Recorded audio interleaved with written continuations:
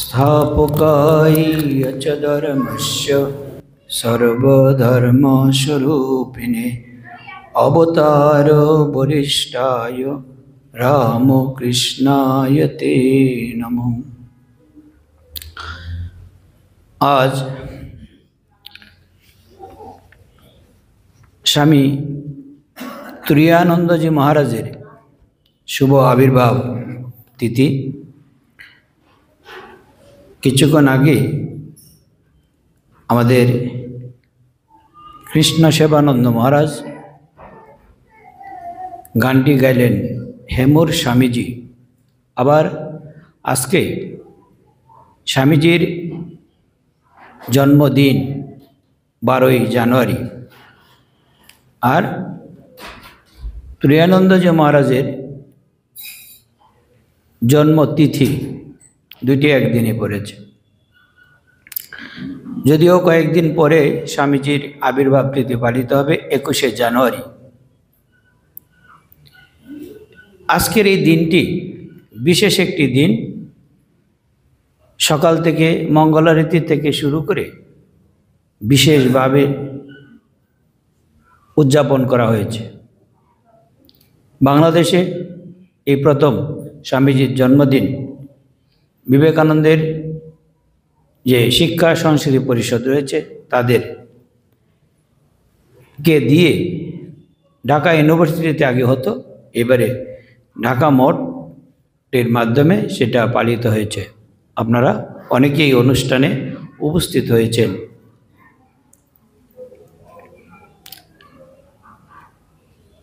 তুরায়ানন্দজি মহারাজের যে এই আবির্ভাব আমরা দেখি 1863 3 জানুয়ারি, 1259 20 পৌষ শনিবার শুক্লা চতুর্দশী। আজকে শুক্লা চতুর্দশী তিথি। তার যে কুষ্টি করা হয়, কুষ্টিতে মানে টিকুজি যেটা বলা হয় সেটা যে করা হয়েছিল তাতে লেখা ছিল, পরবর্তীকালে আমরা জানি বা জানতে পাই যে তিনি বিদ্বান তপনিষ্ঠ সন্ন্যাসী হইবেন। যে সন্তান ভালো হলে অনেকেই দেখবেন সেইগুলো আগে বিচার বিশ্লেষণ করা হয়। শিশুকালে মাতৃহারা, যৌবনে স্ত্রীহারা, কৈশোরে পিতৃহারা, তিনটি বেদনাদায়ক। যেটি হয়েছিল এই হরিপ্রেমা মানে তুরায়ানন্দজি মহারাজের বেলায়। মানে ওর নাম হলো হরি মহারাজ। হরি মহারাজই নামে প্রসিদ্ধ। 3 বছর বয়সে পাগলা শ্রীগালের যখন আক্রমণ করতে আসে, তার মা তখন বাচ্চাটিকে হাতে করে মাথার উপরে ধরে নিয়েছিলেন। এটি মার পক্ষে একমাত্র সম্ভব। নিজে মারা যাবে কিন্তু সন্তানকে যেন ক্ষতি না হয় তা করতে দেবে না। তিনি মাথার উপরে রেখেছিলেন, কিন্তু শ্রীগাল তার থেকে আক্রমণ করা থেকে বিরত হননি, আক্রমণ করেছেন। তারপরে কিছুদিন পরে তিনি ইহলোক ত্যাগ করেছেন। এই জন্য শিশুকালে মাতৃহারা, কৈশোরে পিতৃহারা। 14 বছর বয়সে তিনি পিতাকে হারিয়েছিলেন। বড় ভাই বৌদির কাছে তিনি মানুষ হয়েছেন। ওনার জীবনে দেখা যায় সারাটি জীবন তপস্যা করে গেছেন। এত তপস্যা সাধারণ মানুষের পক্ষে সম্ভব নয়। এই যে আমরা বলি ব্রহ্মজ্ঞ পুরুষ, রামকৃষ্ণ মিশনে ব্রহ্মজ্ঞের অভাব নেই। ওনার জীবনের আমরা শেষের দিকে দেখব ওনার 59 বছরের জীবন অতিবাহিত করেছেন। সেখানে আমরা দেখছি যে উনি দেহত্যাগের 5 দিন আগেই বলেছিলেন যে আমি আর 4-5 দিন আছি।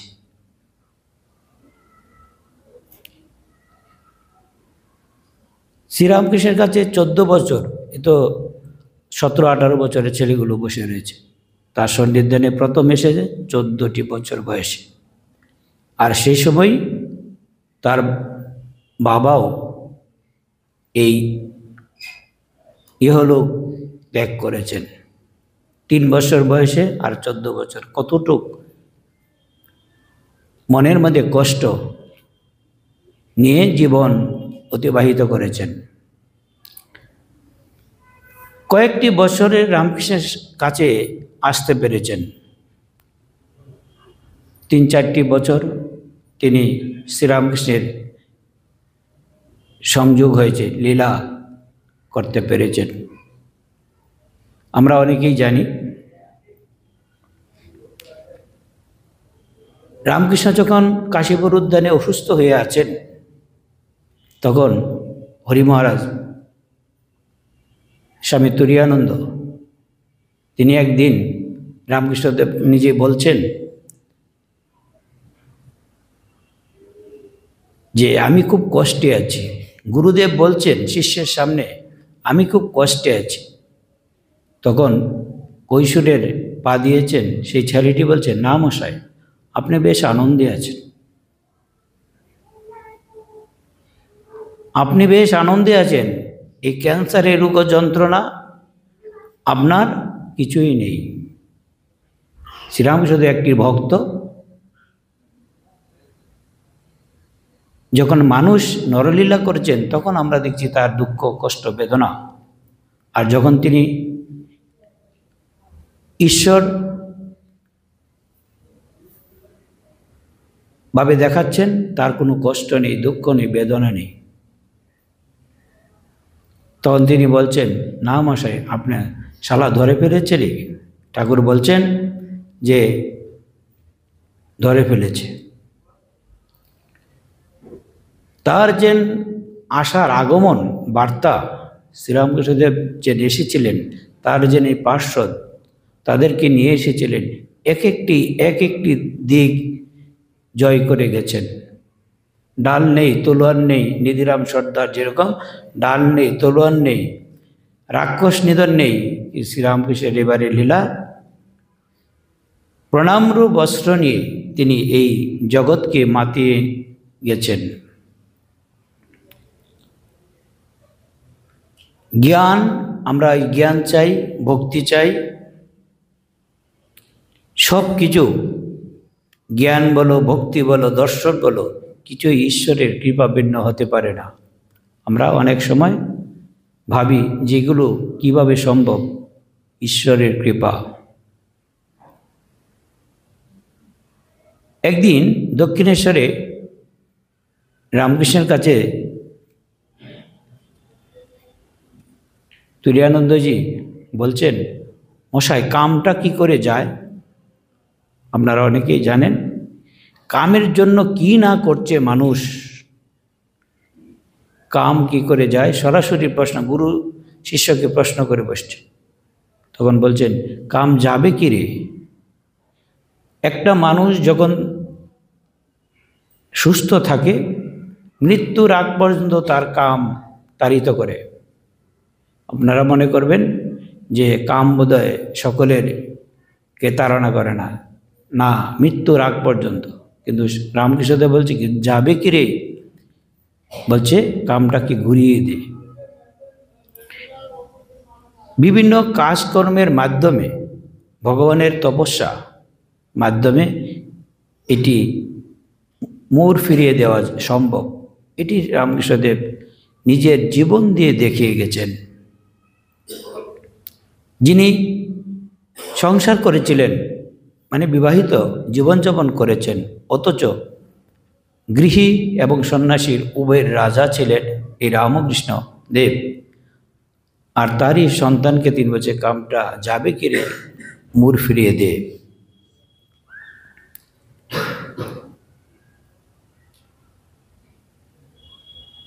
1887 সালে শ্রীরামকৃষ্ণের অন্তর্ধান হচ্ছে 87 সালে তিনি বরাহনগর মঠে আসেন এবং সন্ন্যাস গ্রহণ করেন। 1889 শারদানন্দজির সহিত তিনি নবদ্বীপ ভ্রমণ করেন। অন্যান্য গুরুভাইদের সহিত তিনি নবদ্বীপ ভ্রমণ করেন। আমাদের 1896 সালে পূর্ববঙ্গে তিনি এসেছিলেন দেওবুগের নাগমহেশের বাড়ি দর্শন করতে, নাগমহেশকে দর্শন করার জন্য এসেছিলেন, এটি পাওয়া যায়। যখন স্বামী বিবেকানন্দ আমেরিকা জয় করে ফিরেছেন, তার পরবর্তীকালে দ্বিতীয়বার যখন যাবেন, তখন ভেবেছেন এই বেদান্তের এই প্রচারের জন্য কাকে দায়িত্ব দেওয়া যায়। তিনি ভাবলেন এই তুরীয়ানন্দ মহারাজকে সাথে নিয়ে যাবেন। তিনি ভারত ছেড়ে ওনার যাওয়ার কোনো ইচ্ছা নেই। তখন স্বামীজি বললেন, হরিভাই, আমার বুকে রক্ত দিয়ে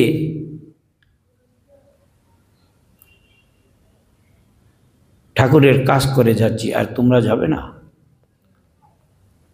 তারপরে তিনি আমেরিকায় গিয়েছিলেন। কিন্তু উনি বক্তৃতা পছন্দ করতেন না।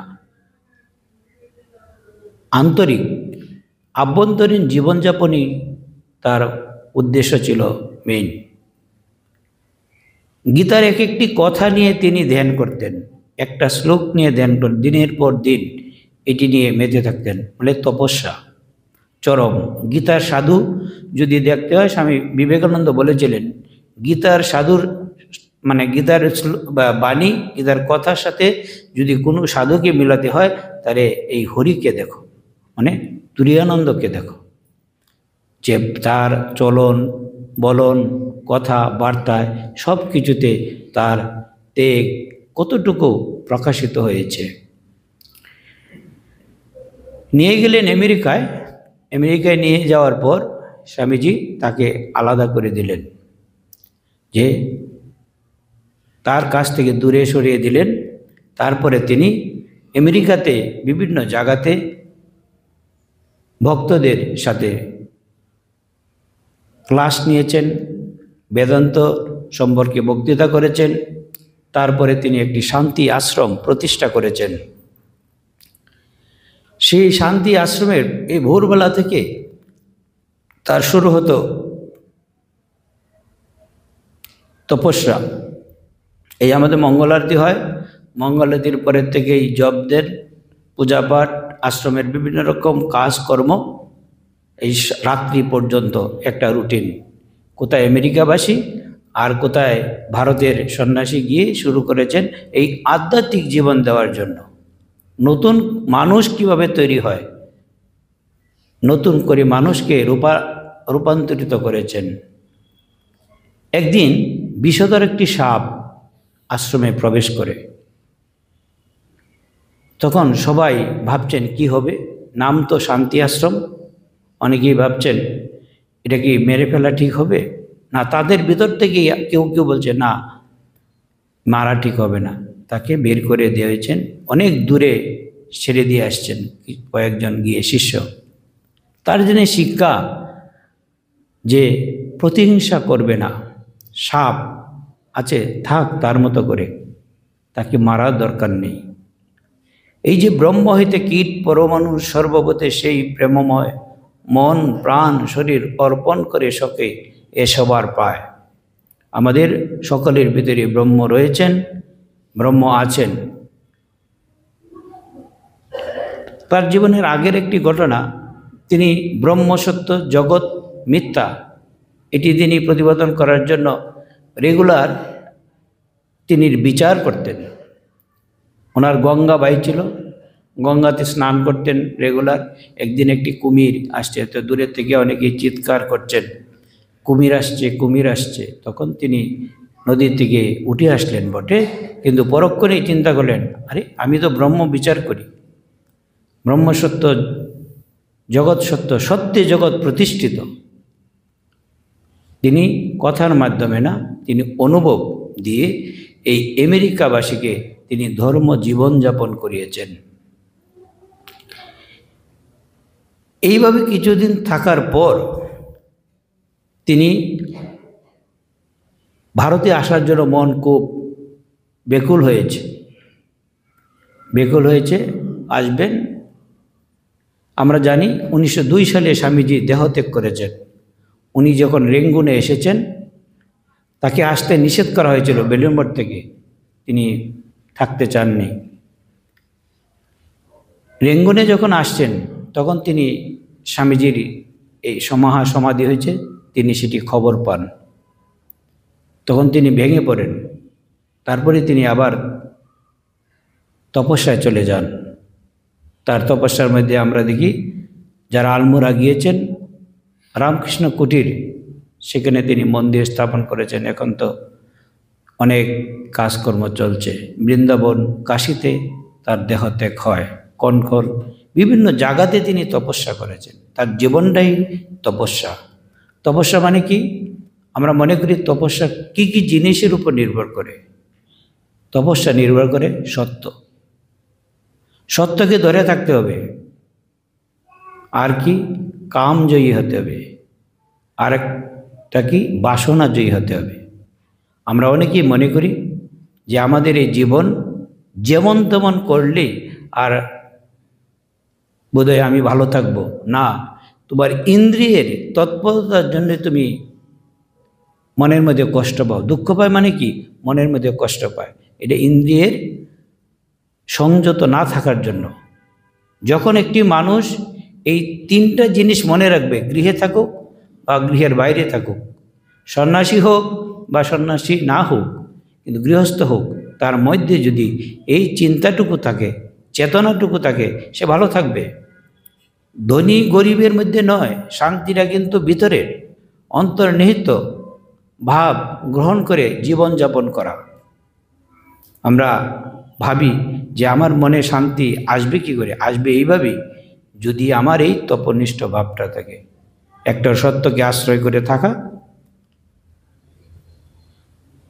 আর একটা হলো যে জীবন যে সবসময় কাম তাড়িত করবে, তার থেকে নিজেকে সংযত রাখা। আর বাসনা মানুষকে নিত্য নতুনভাবে তাকে ধ্বংস করে। যার যত কাম তার তত বাসনা। মা বলছেন সন্তোষের সমান ধন নেই, সহ্যের সমান গুণ নেই। এটি হলো বেদান্তের নির্যাস। আজকের দিনে এই সারা বিশ্বময় দেখুন, চেয়ে দেখুন, কোথাও দাবানল, কোথাও ভূমিকম্প, কোথাও বন্যা। এই বিশ্বময়ের দিকে, বিশ্ব জগতের দিকে যদি তাকিয়ে দেখি, এক একটা জায়গাতে এক এক রকম সমস্যা জর্জরিত রয়েছে। তার থেকে রেহাইয়ের পথ কি? ঈশ্বরকে চিন্তা করা, ঈশ্বরকে ধরে থাকা। ঈশ্বরকে যদি ধরে থাকা যায়, তাহলে জীবনের শেষ মুহূর্ত পর্যন্ত আপনাকে টলাতে পারবে না, কোনো কিছু থেকে আপনাকে টলাতে পারবে না। এটি সবসময় মনে রাখার বিষয়। 1921 সাল ওনার পিঠে একটা ব্রণ হয় এবং এটা বড় আকৃতি ধারণ করে। আমরা এখন বলি টিউমার। এটা যখন অপারেশন করা হয়, তার মন তার থেকে তুলে নেয়। আমরা তো বলি অ্যানেস্থেসিয়া, ক্লোরোফর্ম, কত কিছু দিয়ে অপারেশন করতে হয়। তিনি বললেন যখন করবে, ডাক্তারকে বলছেন যখন করবে তখন আমাকে বলবেন। মন যে তুলে নিতে পারতেন এই শরীর থেকে, তার দৃষ্টান্ত তিনি দেখিয়ে গেছেন। ডাক্তার পরবর্তী আরেকদিন এসেছেন তার ড্রেসিং করতে, মহারাজকে না বলেই তিনি কাজ শুরু করে দিয়েছেন। তখন তিনি বলছেন উনি শরীরের থেকে মনটাকে উনি স্থানান্তরিত করেন নাই, ডাক্তার না বুঝেই কাজ শুরু করে দেন। তখন তিনি বলছে তুমি তো আগে বলবে যে তুমি কি করবে। এই যে মন শরীর থেকে তুলে নিতে পারতেন মুহূর্তের মধ্যে এই ব্রহ্মজ্ঞ পুরুষ, তার শেষ একটি ঘটনা আমরা পড়ছি তার জীবনের।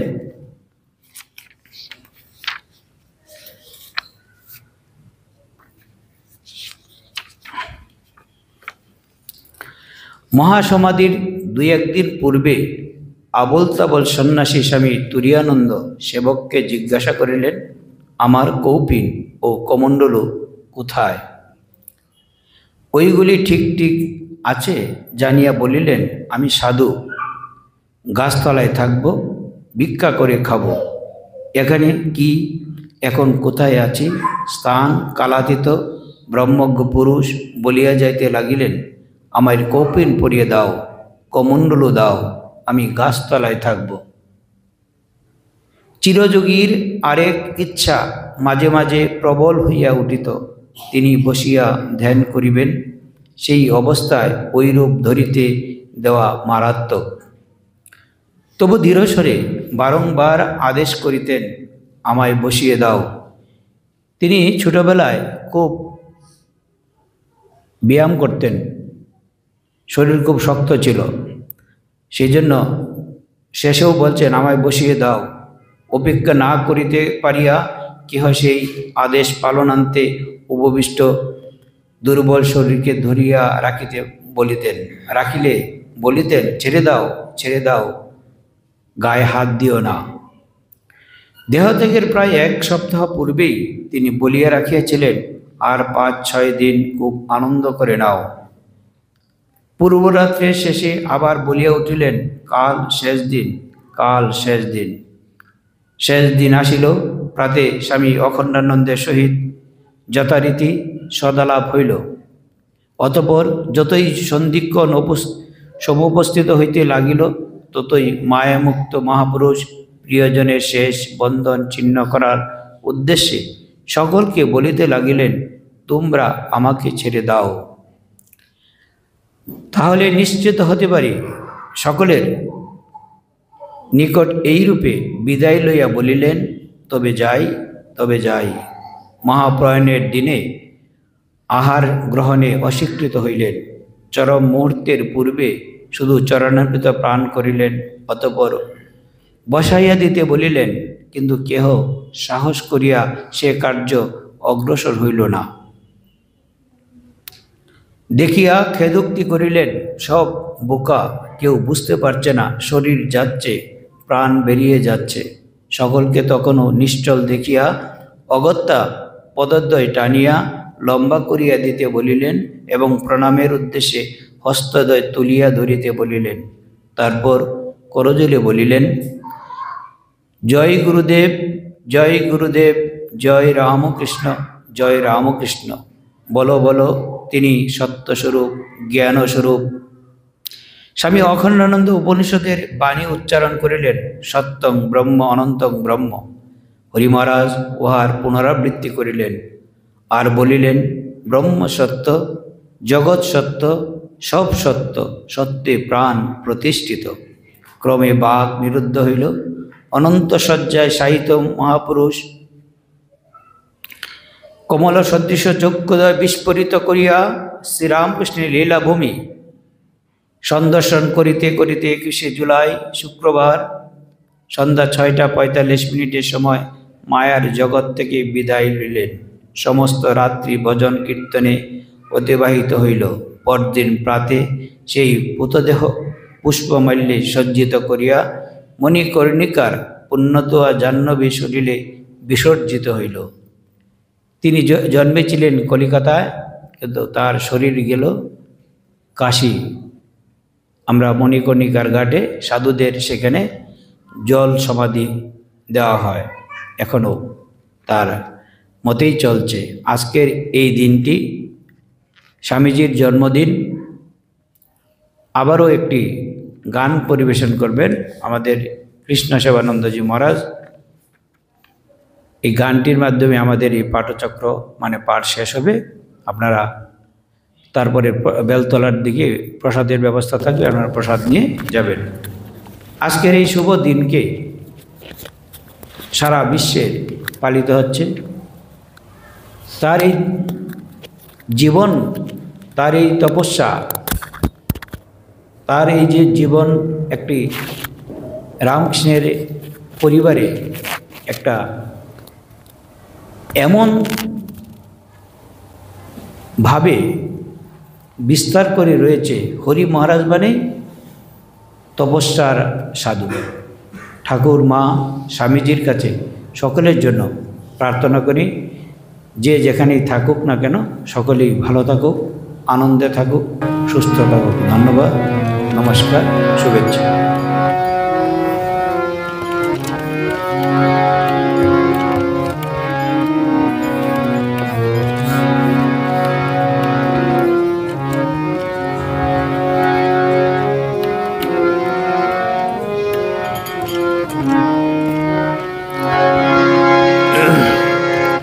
जय जय राम कृष्ण भुवन मंगल।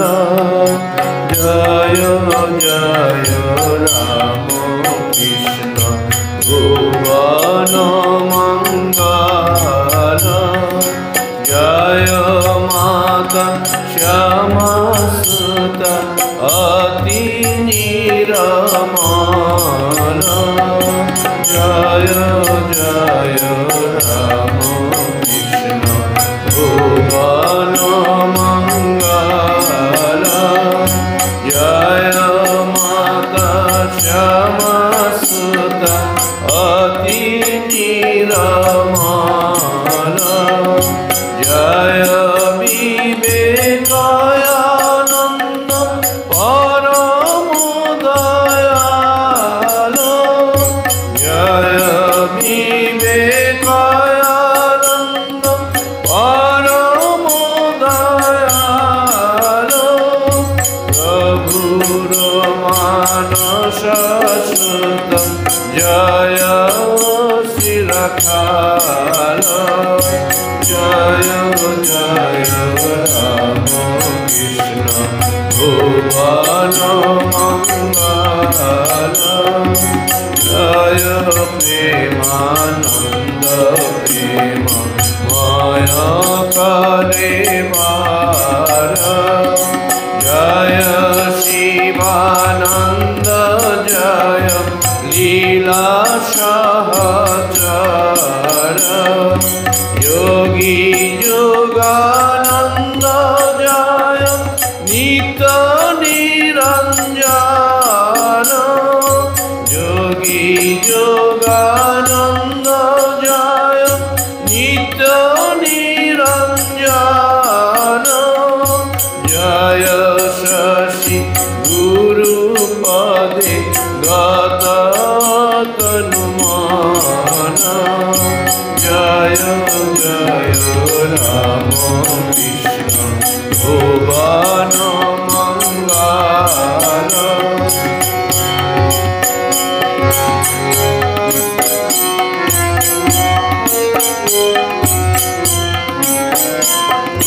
सेवा पर जोगी बर अद्भुत आनंद। अभेद आनंद जय गत मोहबंद। योगरत त्याग व्रत तुरीय आख्यात। योगरत त्याग व्रत तुरीय आख्यात। शरत धीर शांत जेन गणनाथ। जय जय राम कृष्ण भुवन मंगल।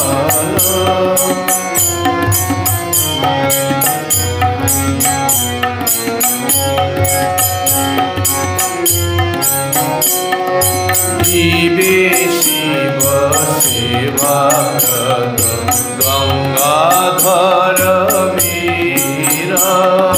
जय श्री विज्ञानानंद प्रशांत गंभीर। प्रवीण गोपाल मातृ सेवा परायण। प्रवीण गोपाल मातृ सेवा परायण।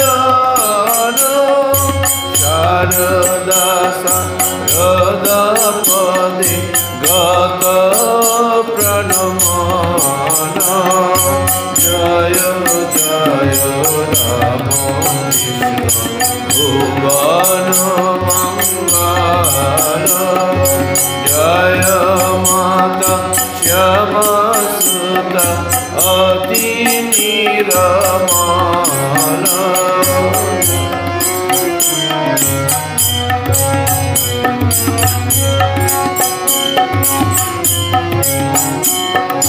বালক চরিত্র জয় সুবোধ সরল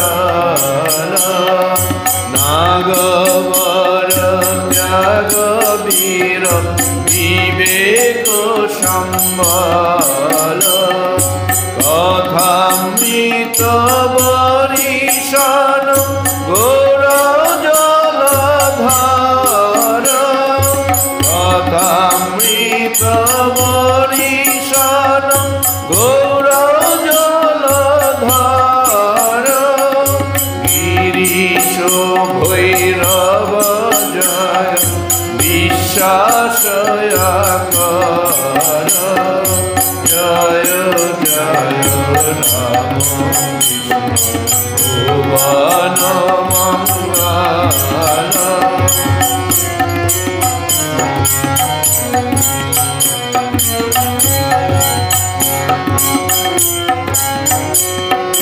রাম কৃষ্ণ দাস দাস জয় সমাকার রাম কৃষ্ণ লীলা স্থান জয় বার বার রাম কৃষ্ণ নাম জয় শ্রবণ মঙ্গল রাম কৃষ্ণ নাম জয় শ্রবণ মঙ্গল ভগত বঞ্চিত জয় চরণ কমল ভগত বঞ্চিত জয় চরণ কমল জয় জয় রাম কৃষ্ণ ভুবন মঙ্গল জয় মাতা